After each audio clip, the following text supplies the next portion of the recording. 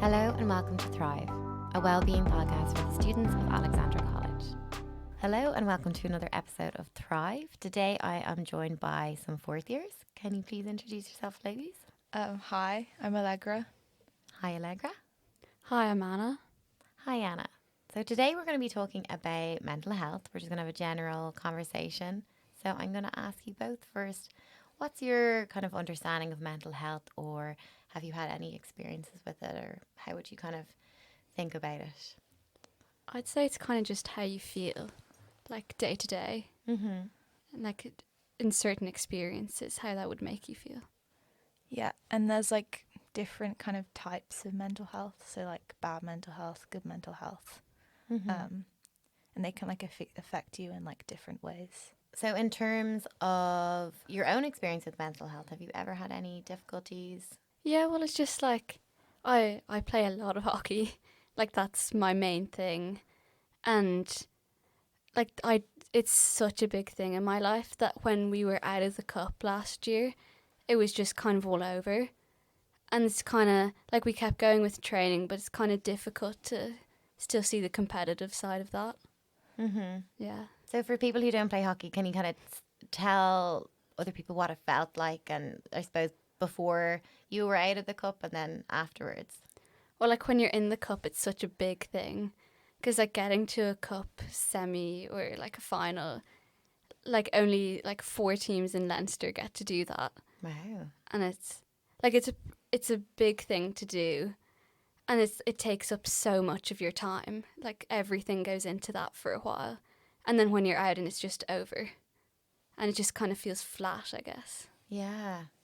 That's very interesting. I'd say a lot of people have had that kind of experience where they're doing something very intensely, and then it kind of all just ends.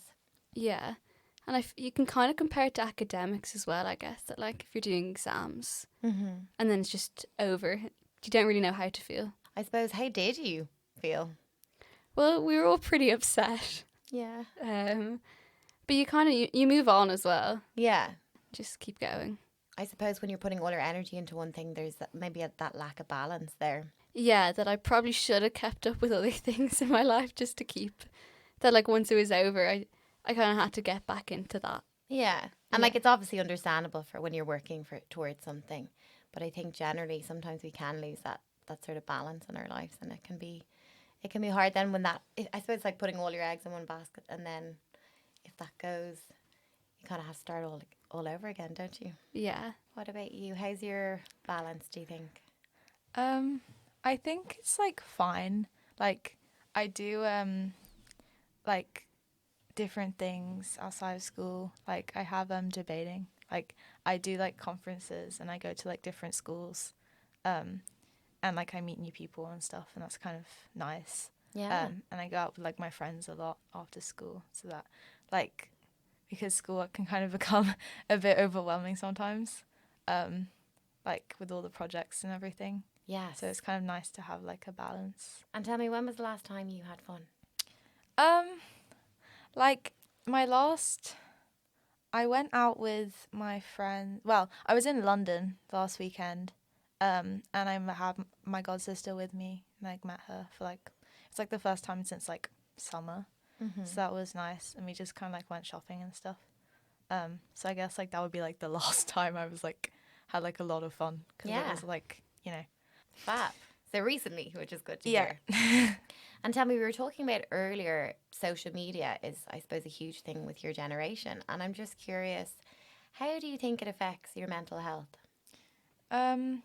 Like I think a lot of people kind of compare themselves to like influencers online, and like in terms of like how they see themselves, like their looks, or you know, like what they do. Like influencers can be kind of fake as well though, because they only post the stuff that's good about their lives and not what's bad. But then people start comparing themselves to that, and it can be like kind of hard, and then your mental health could like take a plummet kind of, because you're comparing yourself to someone else, which isn't very good. What do you think about it, Anna? I'd say it's like people just show the best part of their life. Like no one ever sees when someone's going through a rough time on social media, that it's not balanced. I guess. And then everyone has a balanced life, and then it would make you feel worse about that. One of my friends would probably see like all the people who are looking like amazing, but have had like work done, and think that that's kind of the standard you have to meet. And then like she wears a lot of makeup like all the time. Mm-hmm. Or yeah, and like even like on trips and stuff, or like if we're staying at each other's houses, she'll like have her makeup done really early, and like you just don't see her without makeup on.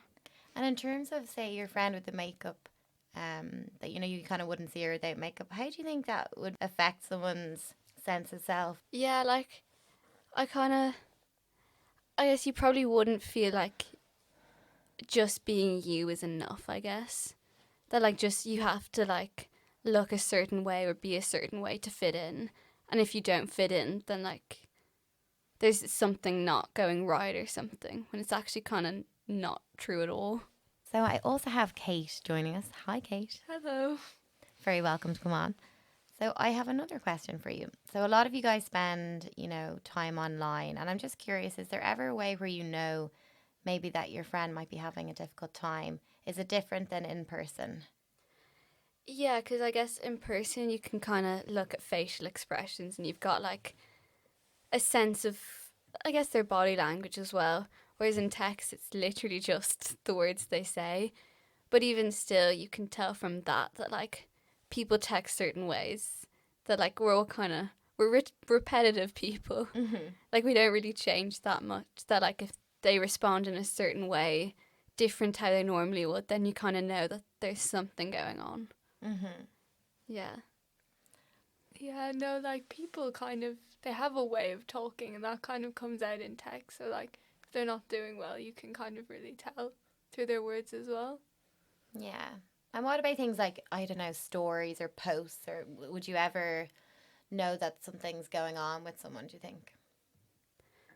Yeah, I guess. Like there's some people who like post everything, like their breakfast, like it's Really? everything. And then like there's other people who don't have stories at all.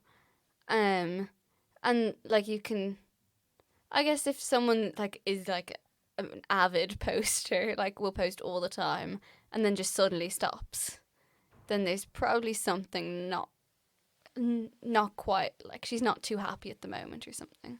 Mm-hmm. And would that give you kind of license to sort of say to them, are you doing okay? Yeah, like I'd probably say it in person the next time I see them, because it's kind of difficult over text to like be just asking like, are you okay? And they'll just be like, yeah, I am. Yeah. And when you guys aren't feeling good, what do you do normally? I guess like I'm really close with my family, so I'd probably talk to my sister or something. Mm-hmm. Yeah, or talk to a friend. Yeah, I don't know. I guess you just kind of talk to your family, kind of do things that you like maybe watch a show, movies that you kind of like. Mm-hmm. And do you find it hard to reach out to people when you're maybe not feeling the best? No, well, I feel like I just text someone to be like, do you want to meet up? Yeah. And then you don't really need to say that much in it, but then you can just chat to them when it's in person. And if someone was going through a hard time, or you noticed that they were going through a hard time, what do you think you would do, or do you have any advice for people? I guess just kind of try to meet up with them, because it's difficult to do over text. We're like, I don't know, FaceTime them or something, and just try and stay in contact, because they might not be texting as much, but that doesn't mean they still don't want to be reached out to. Yeah, that's a very good point. Yeah. Would you have any advice, Kate? Yeah, I say just kind of reach out to people. Don't do it alone, because then it just gets really awful. Yeah. And then, yeah, and just like kind of continue what you like doing, because that will kind of make you feel better. Yeah. And I think sometimes when people are going through a hard time, sometimes they can shut down a bit, and they can be sometimes even like a bit angry or sort of in a bad mood, and that can push people away sometimes. So I think it is important to, like you say, just continue to reach out to people when you think they might be a bit isolated. So you guys are in fourth year now. tell me, from first year to now, what kind of changes do you go through in terms of friendships? Because I think that can be a really difficult thing for sometimes first year, second years to sort of cope with. Yeah, my friend group has changed an awful lot. But you kind of like find those like 2 or 3 really solid friends that you're really close with and just stick with them. Because like friend groups kind of move about a fair bit. But like just so long as you've got those few people who you're happy to hang out with. And like even if you're not like sitting with a big group at lunch, like that all changes really quickly anyways. So yeah, just keep in touch with those people. Yeah, it's just kind of the same thing. Like friend groups do change a lot, and like kind of be very quickly as well. So just kind of like find the people that like will kind of like stay around, and then that way like even if things do change, it kind of makes it easier because like people then. Mm-hmm. And say if someone's feeling a little bit isolated now, or maybe they've had a fight with a friendship group and they haven't been sort of talking to them for maybe a few weeks, would you have any advice for them? I tend to try and make friends with people who are like outside my main friend group, just so that if you end up having a fight with your actual, like your main one, then you can kind of like have someone who you can talk to. And if you can't, like, I think, I know, it depends on like what fight you have, because if it was a small fight, I think you can just kind of go up to them and just try and like make up, like maybe give them a peace offering or something. Yeah, if it's like a big fight, I'd say just try and apologize, because like it's kind of hard to like be, that isolated. But I don't know, like if you are that isolated, I guess like you could also like just maybe like try and tell your family or something so they can like kind of help you with their but yeah. Any advice, Kate? I would say maybe just kind of try to apologize and just kind of maybe reach out to people that aren't really affected by it so you can get an outside opinion. And I feel like if you fight, things can get very isolated, so you might really know kind of what's going on. So like talking to someone outside gives you like another opinion. Absolutely, like an objective kind of opinion. Yeah, I think that's really, really good advice. Yeah.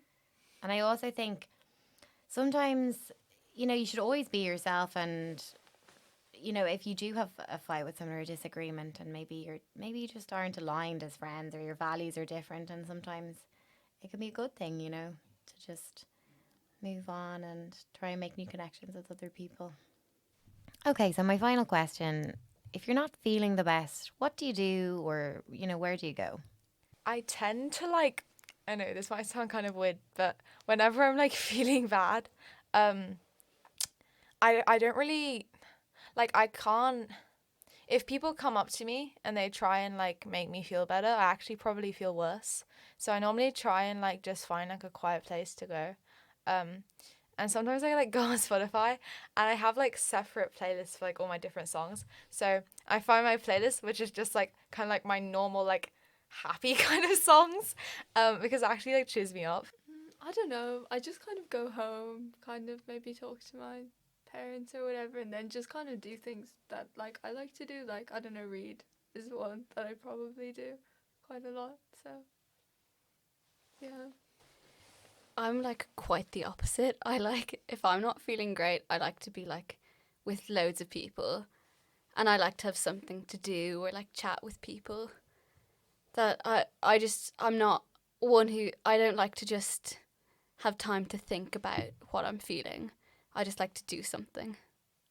I guess just like try and stay in touch with friends, even if like you kind of drift apart, like you don't know when you'll need them, just to like keep in contact with people.